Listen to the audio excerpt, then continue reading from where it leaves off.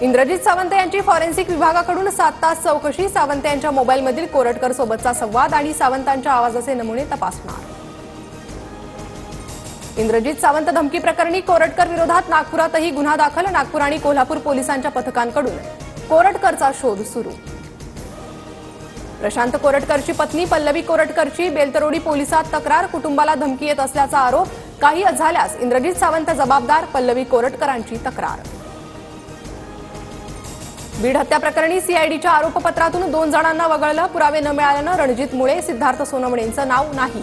सोनवणेनं देशमुखांच्या प्रत्येक हालचालीची माहिती दिल्याचा आरोप। बीड हत्या प्रकरणातील आरोपींना कारागृहात व्हीआयपी ट्रीटमेंट। जिल्हा कारागृहानं 22 फेब्रुवारीपूर्वीचे सीसीटीव्ही फुटेज डिलीट केले। देशमुख कुटुंबियांच्या नातेवाईकांचा आरोप। बीड जिल्ह्यातील 107 पोलीस अधिकाऱ्यांचे बदलीसाठी विनंती अर्ज। मस्साजोग प्रकरणानंतर बीडमध्ये काम करण्याचा धसका पोलिसांनी घेतल्याची चर्चा। पुणे अत्याचार प्रकरणात आरोपी दत्तात्रय गाडेला 12 तारखेपर्यंत पोलीस कोठडी, तर दोघांमध्ये सहमतीनं शारीरिक संबंध। आरोपीच्या वकिलांचा कोर्टात युक्तिवाद।